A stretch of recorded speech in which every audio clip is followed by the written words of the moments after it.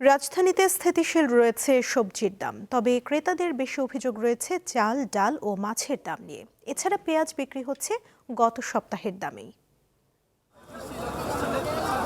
রাজধানীর কারওয়ান বাজারে শাকসবজির সরবরাহ এখনও বেশ ভালো, দাম নিয়েও ক্রেতার অভিযোগ অনেকটা কম।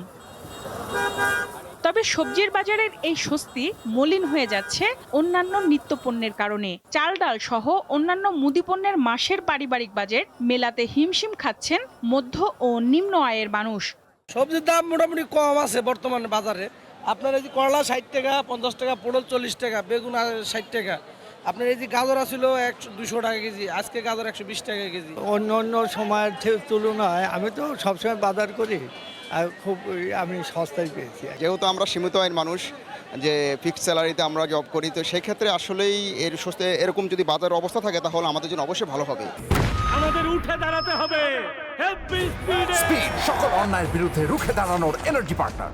মশলার ক্ষেত্রে বিশেষ কোনো পরিবর্তন আসেনি। সপ্তাহের ব্যবধানে পেঁয়াজ, আদা ও রসুনের দাম আগের মতোই রয়েছে। পটল তারা 20 টাকা করে কেজি বলতেছে, তো 20 টাকা কেজি বললে এটা খুব সহনীয় পর্যায়ে। দেশি রসুন 100 টাকায় বেচা, পেঁয়াজ 40 টাকায়, সীমিত মানে মাল বাড়ে না।